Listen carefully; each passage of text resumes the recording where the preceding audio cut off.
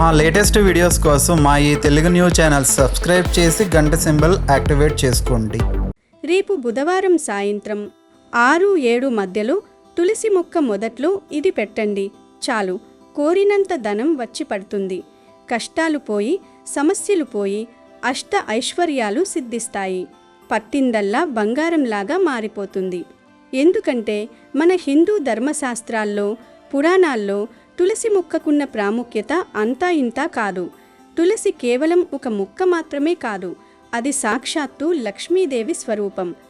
ఏ ఇంట్లో అయితే తులసి మొక్క పచ్చగా కలకలలాడుతూ ఉంటుందో ఆ ఇంట్లో లక్ష్మీదేవి నిరంతరం కొలువై ఉంటుంది. తులసి కోట ఉన్న ఇల్లు ఒక దేవాలయంతో సమానం. తులసి దళాల నుంచి వచ్చే గాలి ఇంట్లోని ప్రతికూల శక్తులను పారద్రోలి అనారోగ్య సమస్యలను తొలగించి మనశ్శాంతిని ప్రసాదిస్తుంది. తులసిని పూజించడం వల్ల సకల పాపాలు తొలగిపోయి పుణ్యఫలం లభిస్తుంది. అయితే ప్రతిరోజు మనం తులసికి నీరు పోసి దీపం పెడుతుంటాం.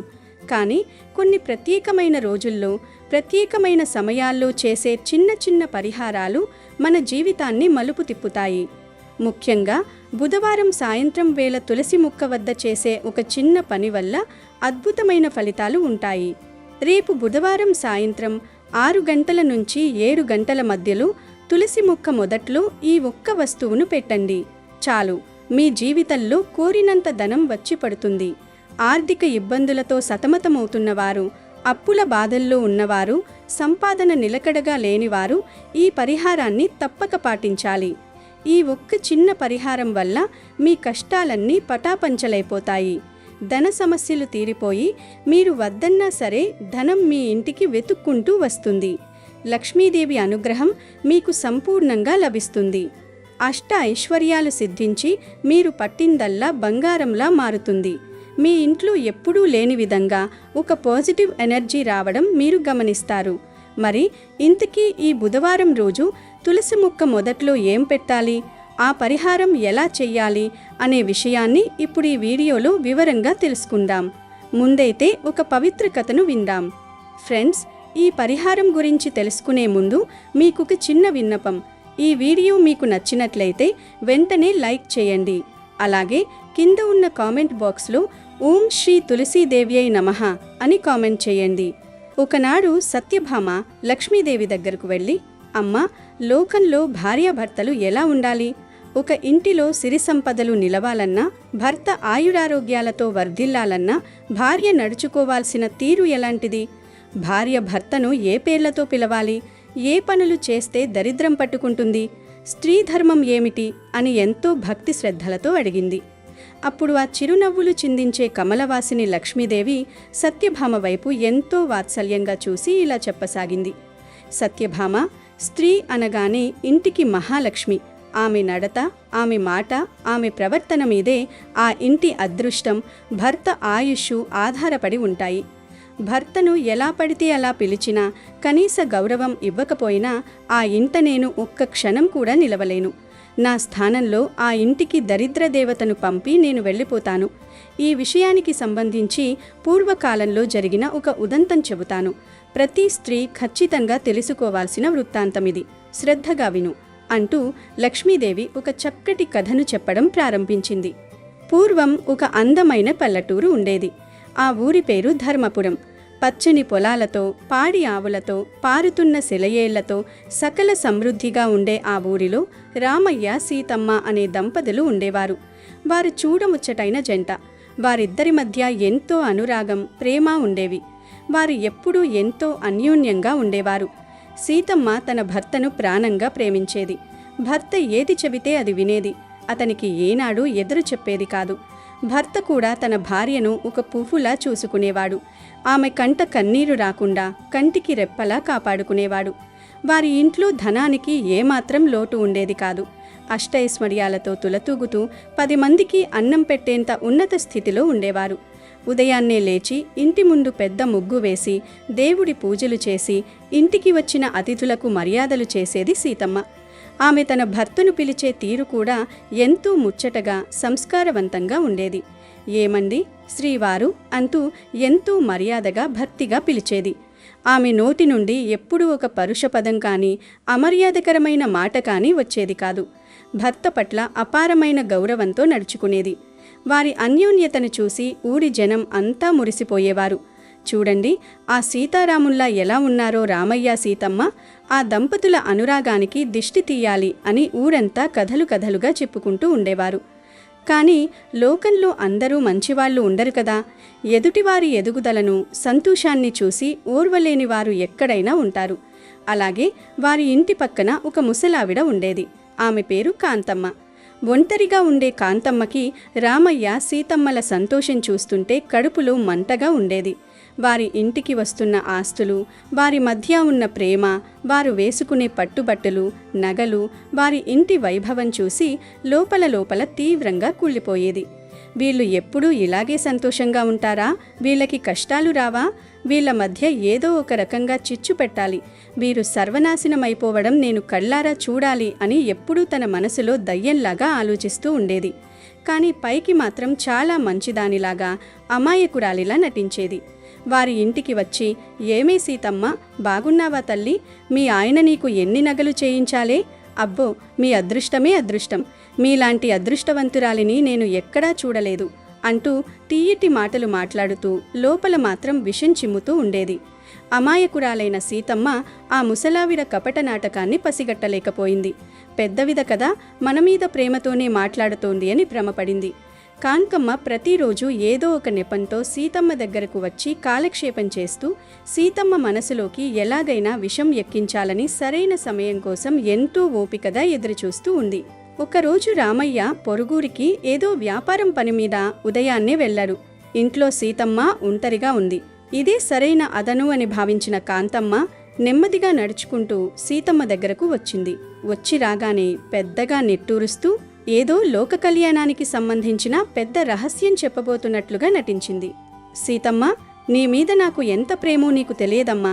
నువ్వు నా కన్న కూతురిలాంటి దానివి. అందుకే నీకొక అత్యంత ముఖ్యమైన మంచి విషయం చెబుదామని వచ్చాను. ఇది ఎవ్వరికీ చెప్పని రహస్యం అంది ముసలావిడ కపటంగా ముఖం పెట్టి. ఏమిటత్తయ్యా, నా మీద నీకు ఎంత ప్రేమో నాకు తెలుసుగా, ఏమిటో దాచకుండా చెప్పు అని అడిగింది అమాయకురాలైన సీతమ్మ. అప్పుడు కాంతమ్మ చుట్టుపక్కల ఎవరూ లేరని నిర్ధారించుకుని గొంతు బాగా తగ్గించి గుసగుసలాడుతూ ఇలా చెప్పసాగింది. పిచ్చి తల్లి, నీకేమీ తెలియదు. నీ భర్తకి ఇంకా అష్టైశ్వర్యాలు కలిసి రావాలన్నా, ఆయన ఆయుష్ 100 ఏళ్లు పచ్చగా ఉండాలన్నా నేను చెప్పినట్టు ఖచ్చితంగా చెయ్యి. నేను హిమాలయాల నుండి వచ్చిన ఒక గొప్ప గురువుగారి దగ్గర తెలుసుకున్న రహస్యమిది. భర్తను ఎప్పుడూ ఏమండి, గారు అని పిలవకూడదే. అలా పిలిస్తే ఏమవుతుందంటే వారి ఆయుష్ దారుణంగా తగ్గిపోతుంది, సంపదలు నిలవు.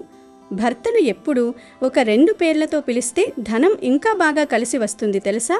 ఒకటి ఆయన సొంత పేరు పెట్టి పిలవాలి, రెండవది నువ్వు లేదా నీ అని ఏకవచనంతో సంబోధించాలి. అలా పిలిస్తేనే భర్త మీద భార్యకున్న పూర్తి హక్కు నిరూపితమవుతుంది. అలా పిలిస్తే ఆ ఇంటికి ధనలక్ష్మి పరుగులు పెట్టుకుంటూ వస్తుంది, భర్త ఆయుష్ కూడా రెట్టింపవుతుంది. మీ ఆయనంటే నాకు ఇష్టమే, కాబట్టి మీ ఇల్లు బాగుండాలనే తపనతో ఈ రహస్యం నీకు చెబుతున్నాను. ఈ విషయం ఎవరికీ చెప్పకు. ఇప్పటి నుండి మీ ఆయనను అలాగే పిలువు, నీకే తెలుస్తుంది లాభం అని నూరిపోసింది. సీతమ్మ మొదట కొంచెం ఆశ్చర్యపోయింది. అదేంటత్తయ్యా, భర్తను పేరు పెట్టి పిలవకూడదు, ఏకవచనంతో మాట్లాడకూడదని మా అమ్మ చెప్పిందే. భర్త అంటే దేవుడితో సమానం కదా, అలా పిలిస్తే పాపం వస్తుందని పెద్దలంటారు కదా అని అమాయకంగా సందేహంగా అడిగింది. దానికి ఆ ముసలమ్మ పెద్దగా నవ్వి, నీకేమీ తెలియవే పిచ్చిదానా, అదంతా పాతకాలపు మాట. ఇప్పుడు కాలమంతా మారిపోయింది.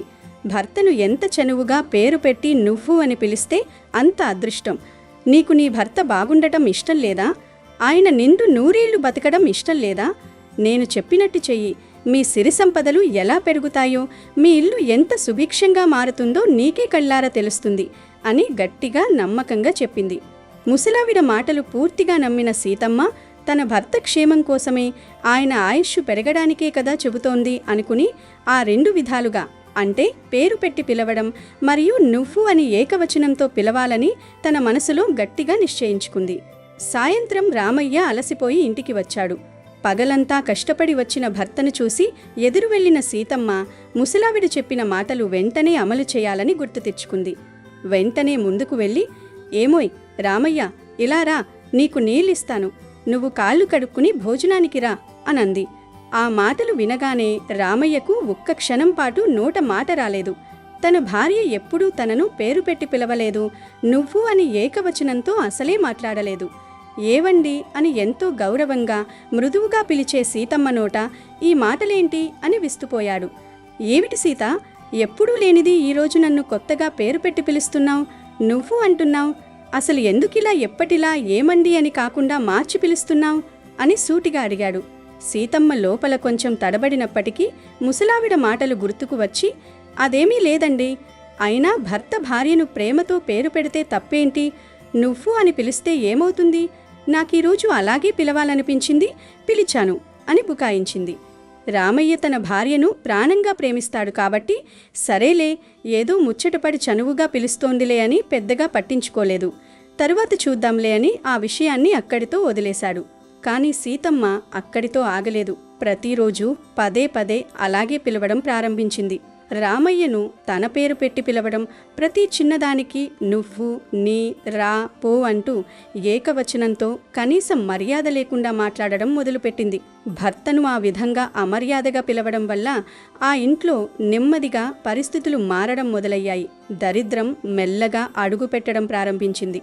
లక్ష్మీదేవినంటే నేను ఆ ఇంటిని, ఆ అమర్యాదకరమైన వాతావరణాన్ని తట్టుకోలేక వదిలి వెళ్ళిపోయాను. మునుపు ఎంతో ప్రశాంతంగా కలకలలాడుతూ ఉండే ఆ ఇల్లు కళావిహీనంగా నిస్తేజంగా మారిపోయింది. వారి సంపద కొద్ది కొద్దిగా తరిగిపోవడం ప్రారంభించింది. పొలంలో పండిన పంటలు చేతికి రాకుండా పాడైపోయాయి. పాడి ఆవులు పాలు ఇవ్వడం మానేశాయి. వ్యాపారంలో ఊహించని విధంగా తీవ్రమైన నష్టాలు రావడం మొదలయ్యాయి. కూడబెట్టిన ధనమంతా కరిగిపోసాగింది. అప్పుల వాళ్ల బాధలు పెరిగాయి. అంతకుముందు ఎంతో అన్యోన్యంగా ఉండే ఆ భార్యాభర్తల మధ్య కారణం లేకుండానే చిన్న చిన్న విషయాలకే తీవ్రమైన గొడవలు ప్రారంభమయ్యాయి. ఇంట్లో ఎప్పుడూ అరుపులు, కేకలు, కీచులాటలు వినిపించడం మొదలయ్యాయి. ఒకరినొకరు కొట్టుకునే స్థాయికి, దారుణంగా తిట్టుకునే స్థాయికి వారి పరిస్థితి దిగజారిపోయింది. ఇంట్లో మనశ్శాంతి అనేది మచ్చుకైనా లేకుండా పోయింది. ఇవన్నీ చూస్తున్న పొరుగింటి ముసలావిడ కాంతమ్మ మాత్రం మనసులో ఎంతో ఆనందిస్తూ తన పన్నాగం అద్భుతంగా పారినందుకు రోజూ పండగ చేసుకుంటూ సంబరపడిపోయింది. ఇలా కొన్ని రోజులు గడిచేసరికి వారి పరిస్థితులు దారుణాతి దారుణంగా తయారయ్యాయి. అప్పులు తీర్చడానికి ఉన్న ఆస్తులన్నీ, పొలాలు, నగలు, వారు నివసిస్తున్న ఇల్లు సమస్తం అమ్మేయాల్సిన దుస్థితి వచ్చింది. వారు కట్టుబట్టలతో మిగిలిపోయారు. ఆ కష్టాలతో, బాధతో, బెంగతో రామయ్యకి తీవ్రమైన అనారోగ్యం వచ్చింది. ఎంతో దృఢంగా ఉండే ఆ మనిషి మంచానికి పరిమితమయ్యాడు. లేచి కనీసం కూర్చోడానికి కూడా సత్తువలేక ప్రాణాపాయ స్థితికి చేరుకున్నాడు. ఇదంతా చూస్తున్న సీతమ్మకు ఏమీ అర్థం కాలేదు. నిన్నటిదాకా ఒక వెలుగు వెలిగిన తమ కుటుంబం ఇలా ఉన్నప్పులంగా రోడ్డున పడడం, ప్రాణానికి ప్రాణమైన భర్త మరణశయ్య మీద ఉండడం చూసి ఆమె గుండె పగిలేలా రోదించింది. తన కర్మకు తనే బాధ్యురాలినన్న నిజం ఆమెకు ఇంకా తెలియలేదు. సరిగ్గా అదే సమయంలో ఆ ఊరి శివార్లలో ఉన్న ఒక పురాతనమైన దేవాలయం దగ్గరకు ఒక గొప్ప సాధువు వచ్చారు. ఆయన ఎంతో తపోబలం, ఆత్మజ్ఞానం కలిగినవారు. ముఖంలో ఒక అద్భుతమైన దివ్య తేజస్సు ఉంది. ఆయన గురించి, ఆయన మహిమల గురించి, ప్రజల కష్టాలను తీర్చే విధానం గురించి ఊరి జనాల ద్వారా తెలుసుకున్న సీతమ్మకు ఒక చిన్న ఆశ పుట్టింది. వెంటనే తన భర్తను ఇంట్లోనే వదిలి పరుగులు పెట్టుకుంటూ వెళ్ళి ఆ సాధువు పాదాల మీద పడి భోరున విలపించింది.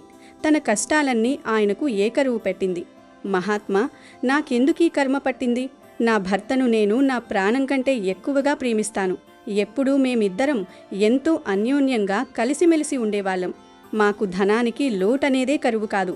కానీ ఉన్నట్లుండి మా సంపదంతా కర్పూరంలా కరిగిపోయింది. ఇంట్లో ఎప్పుడూ గొడవలే, మాకు ప్రశాంతత కరువైంది. ఇప్పుడు నా భర్త తీవ్రమైన అనారోగ్యంతో మంచం పట్టి చావు బతుకుల మధ్య పోరాడుతున్నాడు. నాకేమీ దారి తోచడం లేదు. అసలు ఈ కష్టాలన్నీ మాకెందుకు మొదలయ్యాయో, దీనికి కారణం ఏమిటో, మేమెక్కడ తప్పు చేశామో మీరే మీ దివ్య దృష్టితో చూసి చెప్పండి స్వామి అని కన్నీరు మున్నీరుగా 2 చేతులు జోడించి వేడుకుంది. ఆమె రోదన విన్న ఆ సాధువు శాంతంగా కళ్ళు మూసుకుని కొంతసేపు ధ్యానంలోకి వెళ్ళాడు. తన జ్ఞాన దృష్టితో గతంలో ఆ దంపతుల జీవితంలో జరిగిందంతా చూశాడు. అంతా అర్థమైన తరువాత కళ్ళు తెరిచి సీతమ్మను చూసి ఇలా అన్నాడు.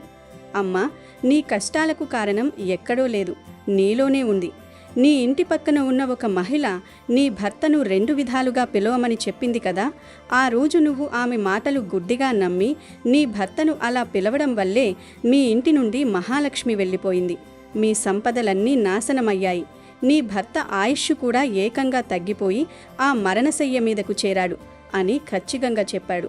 సీతమ్మ ఆశ్చర్యపోతూ, అవును స్వామి, ఆ ముసలావిడ నన్ను అలా పిలవమంటే నేను పిలిచాను. ఆమె నన్ను భర్తను పేరు పెట్టి పిలవమంది. అలాగే మీరు అని పొరపాటును కూడా అనవద్దని, నువ్వు నీ అని ఏకవచనంతో సంబోధించమని చెప్పింది. నేను ఆమె మాటలు నమ్మి నా భర్త బాగు కోసమే కదా అని అలా పిలిచాను. ఇందులో ఇంత దోషం ఉందా స్వామి అని కన్నీళ్లతో ఒప్పుకుంది. అప్పుడా సాధువు నిష్ఠూరంగా నవ్వి, పిచ్చి తల్లి, ఎవరైనా భర్తను అలా పిలుస్తారా? ఈ సృష్టిలో భార్యకు భర్త మించిన దైవం మరొకరు లేరు. హిందూ ధర్మం ప్రకారం భర్త అంటే సాక్షాత్తు ఆ శ్రీ మహావిష్ణువు స్వరూపం. అటువంటి భర్తను పేరు పెట్టి పిలవడం, ఏకవచనంతో నువ్వు, నీ, రా, పో అని చులకనగా పిలవడం ఎంత మహాపాపమో తెలుసా? అలా భర్తను అవమానిస్తూ గౌరవం ఇవ్వకుండా మాట్లాడే భార్య ఉన్న ఇంట్లో దరిద్రదేవత తప్పక తాండవం చేస్తుంది. మహాలక్ష్మి అలాంటి ఇంటి దరిదాపుల్లోకి కూడా రాదు. నీ పొరుగున ఉన్న ముసలావిడ నీ మీద ఉన్న అసూయతో మీ సంతోషం చూడలేక కుట్ర పన్ని నీ చేతే నీ ఇంటిని నాశనం చేయించింది. అది తెలియక నువ్వు నీ భర్తను అమర్యాదగా పిలవడం వల్లనే మీ ఆస్తులన్నీ పోయాయి. నీ భర్తకు ఈ అనారోగ్యం వచ్చింది అని సవివరంగా వివరించాడు. మరి దీనికి పరిహారం లేదా స్వామి? నా భర్తను నేను ఎలా కాపాడుకోవాలి? దయచేసి మార్గం చూపండి అని అడిగింది సీతమ్మ ఆయన పాదాలు పట్టుకుని. దానికి ఆ సాధువు ఇలా సమాధానమిచ్చాడు. దీనికి ఒకటే మార్గమమ్మా. ఇక మీదట భర్తను అలా పిలవకూడదు. ఎప్పుడైనా సరే భర్తను ఏమండి అని గాని లేదా శ్రీవారు అని గాని ఎంతో మర్యాదగా గౌరవంగా పిలవాలి. మీరు లేదా మీకు అని బహువచనంతో మాత్రమే సంబోధించాలి. అలా భర్తను దైవ సమానుడిగా గౌరవించే భార్య ఉన్న ఇంట్లో సాక్షాత్తు ఆ మహాలక్ష్మి కొలువై ఉంటుంది. ఆ ఇంట్లో సిరి సంపదలకు గాని ఆయురారోగ్యాలకు గాని ఎటువంటి లోటు ఉండదు. నువ్వు వెళ్ళి ఇప్పటికైనా నీ తప్పు తెలుసుకుని పశ్చాత్తాపంతో నీ భర్తను పూర్వపు రోజులలోలాగా గౌరవంగా పలకరించడం ప్రారంభించు. త్వరలోనే అంతా సర్దుకుంటుంది. నీ ఇల్లు మళ్ళీ నిలబడుతుంది అని ఆశీర్వదించి పంపాడు సాధువు. సాధువు చెప్పిన ఆ అమూల్యమైన మాటలతో సీతమ్మకి అసలు వాస్తవం కనువిప్పు కలిగింది. ఆ పొరుగింటి ముసలావిడ ఎంతటి కపటాత్మురాలు, ఎంత కుట్రపూరితమైనదో స్పష్టంగా అర్థమైంది. వెంటనే ఇంటికి పరుగులు తీసింది. నేరుగా భర్త మంచం దగ్గరకు వెళ్ళి ఆయన పాదాలపై పడి కన్నీళ్లు పెట్టుకుంటూ, నన్ను క్షమించండి శ్రీవారు, నా తెలియనితనం వల్ల పక్కవాళ్ల మాటలు విని మిమ్మల్ని అమర్యాదగా పిలిచి నేను మహాపాపం చేశాను. నా వల్లే మీకు ఈ గతి పట్టింది. దయచేసి నన్ను క్షమించండి. ఇకపై ఎన్నడూ అలా పిలవను. మీకు తగిన గౌరవం ఇస్తాను అని మనస్ఫూర్తిగా ప్రార్థించింది. నాటి నుండి ఆమె భర్తను మళ్ళీ ఏమండి, శ్రీవారు, మీరు అంటూ ఎంతో భక్తి గౌరవాలతో మృదువుగా పిలవడం ప్రారంభించింది. ఆమె ప్రవర్తనలో వచ్చిన ఈ మార్పు వల్ల కొద్ది కాలంలోనే ఒక అద్భుతం జరిగింది. ఆ భర్త ఆరోగ్యం రోజురోజుకు కుదుటపడసాగింది. నెమ్మదిగా ఆయన మంచం మీద నుండి లేచి మళ్ళీ తన పనులు తాను చేసుకోగలిగేంతే సంపూర్ణ ఆరోగ్యవంతుడయ్యాడు. ఆ ఇంట మళ్ళీ లక్ష్మీదేవి కళకళలాడుతూ అరుగుపెట్టింది. రామయ్య ఆరోగ్యం బాగాయాక తిరిగి కష్టపడి పని చేయడం, వ్యాపారం చేయడం మొదలుపెట్టాడు. పోయిన ఆస్తులను నెమ్మదిగా మళ్ళీ ఒక్కొక్కటిగా సంపాదించుకున్నారు. వారిద్దరి మధ్య మళ్ళీ పాత ఆప్యాయతలు, అనురాగాలు చిగురించాయి. పాత కలహాలన్నీ మటుమాయమయ్యాయి. అప్పటి నుండి ఆ సీతమ్మ కళ్ళు మూసుకొని ఎవరు పడితే వారు చెప్పే మాటలను, ప్రత్యేకించి ఇతరుల కుట్రలను గ్రుడ్డిగా నమ్మడం పూర్తిగా ఆపేసింది. లోకం తీరును అర్థం చేసుకుంది. తన భర్తను ప్రాణప్రదంగా గౌరవిస్తూ సంతోషంగా జీవితాన్ని గడిపింది. ఈ మొత్తం కథను ఎంతో ఓపికగా సత్యభామకు వివరించిన మహాలక్ష్మి చివరగా ఇలా అంది. చూసావా సత్యభామ, తన భర్తను పేరు పెట్టినా ఏకవచనంతో పిలిచినా దరిద్రం తప్పక పీడిస్తుంది అని చెప్పడానికి ఈ కథే నిదర్శనం. భర్తను గౌరవించడం అంటే నన్ను, నా నాదుడైన శ్రీహరిని గౌరవించడమే. ఏ ఇంట భర్తకు భార్య నుండి సరైన గౌరవం మర్యాద దక్కుతాయో, ఏ ఇంట స్త్రీ తన పతిని దైవంగా భావిస్తుందో ఆ ఇంట నేను నా స్వామి అయిన ఆ శ్రీ మహావిష్ణువుతో సహా కొలువై ఉంటాను. ఆ ఇంటిని అష్టైశ్వర్యాలతో సుఖ సంతోషాలతో నింపుతాను అని స్వయంగా లక్ష్మీదేవి సెలవిచ్చింది. ప్రతి స్త్రీ ఈ అత్యంత ముఖ్యమైన విషయాన్ని ఖచ్చితంగా తెలుసుకుని తన దైనందిన జీవితంలో ఆచరించినట్లయితే వారి కుటుంబం కలకాలం సిరి సంపదలతో సుఖ సంతోషాలతో వర్ధిల్లుతుంది. ఇది ఈ కథలోని పరమార్థం అని లక్ష్మీదేవి సత్యభామకు వివరించింది. ఇక వీడియోలోకి వస్తే తులసిని వృంద అని కూడా పిలుస్తారు. శ్రీ మహావిష్ణువుకు అత్యంత ప్రీతిపాత్రమైనది ఈ తులసి.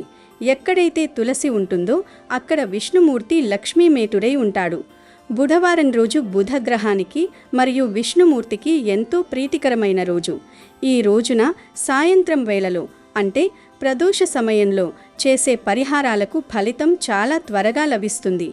సాధారణంగా చాలామందికి సంపాదన ఉంటుంది, కానీ చేతిలో పైసా నిలబడదు. ఏదో ఒక రూపంలో ఖర్చులు వస్తూనే ఉంటాయి. అప్పుల బాధలు వేధిస్తూ ఉంటాయి. అలాంటి వారు రేపు బుధవారం సాయంత్రం 6 గంటల నుంచి 7 గంటల మధ్యలో తులసి చెట్టు దగ్గర ఒక చిన్న పని చేయండి. దీనికోసం మీరు పెద్దగా కష్టపడాల్సిన అవసరం లేదు. మన ఇంట్లో దొరికే వస్తువులతోనే ఈ పరిహారం చేయవచ్చు. ముందుగా మీరు బుధవారం సాయంత్రం 6 గంటల సమయంలో స్నానం చేసి శుభ్రమైన వస్త్రాలు ధరించాలి. ఆ తర్వాత ఒక చిన్న తెల్లటి కాగితం తీసుకోండి. ఆ పేపర్లో చిటికెడు ఉప్పు వేయండి. ఉప్పు లక్ష్మీదేవికి ప్రతిరూపం అని మనకు తెలుసు. సముద్రం నుంచి ఉద్భవించిన ఉప్పు ధనాన్ని ఆకర్షించే శక్తిని కలిగి ఉంటుంది. ఆ తర్వాత ఆ ఉప్పులో కొన్ని మెంతులు వేయండి. మెంతులు కూడా ఆర్థిక ఇబ్బందులను తొలగించడానికి, ఇంట్లోకి ధన ప్రవాహం పెరగడానికి అద్భుతంగా పనిచేస్తాయి. వీటితో పాటు ఒక పసుపు కొమ్మును ఆ పేపర్లో ఉంచండి. పసుపు కొమ్ము శుభానికి మరియు సౌభాగ్యానికి సంకేతం. ఇలా ఉప్పు, మెంతులు మరియు పసుపు కొమ్మును ఆ తెల్లటి కాగితంలో పెట్టి దానిని ఒక చిన్న పొట్లంలా కట్టండి. ఈ పొట్లాన్ని చేతిలో పట్టుకుని తులసి మొక్క వద్దకు వెళ్ళి ప్రశాంతంగా కూర్చోండి. మీ మనసులో ఉన్న కోరికను లేదా సమస్యను తులసి మాతకు చెప్పుకోండి. అమ్మా తులసిమాత, నాకున్న ఈ ఆర్థిక ఇబ్బందులు తొలగించు, నా ఇల్లు ధనధాన్యాలతో తులతూగేలా దీవించు అని మనస్ఫూర్తిగా ప్రార్థించండి. మీ కోరిక చెప్పుకున్న తర్వాత ఆ చిన్న పొట్లాన్ని తీసుకువెళ్ళి తులసి చెట్టు మొదట్లో పెట్టాలి. అంటే తులసి మొక్క మొదట్లో మట్టిని కొంచెం పక్కకు జరిపి చిన్న గొయ్యిలా చేసి ఆ పొట్లాన్ని అక్కడ పాతి పెట్టాలి. ఇలా పాతిపెట్టిన తర్వాత దానిపై మట్టి కప్పేయండి. ఈ పని చేసేటప్పుడు ఎవరితోనూ మాట్లాడకూడదు. పూర్తి ఏకాగ్రతతో భక్తితో చేయాలి. ఇలా ఆ పొట్లాన్ని పాతిపెట్టిన తర్వాత దాని గురించి మీరు పూర్తిగా మర్చిపోవాలి. మళ్ళీ దానిని తీయడం కానీ అక్కడ ఏమైందో చూడటం కానీ చేయకూడదు. ఆ పొట్లల్లోని వస్తువులు క్రమంగా మట్టిలో కలిసిపోతాయి. అవి మట్టిలో కలిసే కొద్దీ మీకున్న కష్టాలు కూడా అలానే కరిగిపోతాయి. మీ సంపాదన మార్గాలు మెరుగుపడతాయి. వ్యాపారం చేసేవారికి లాభాలు వస్తాయి.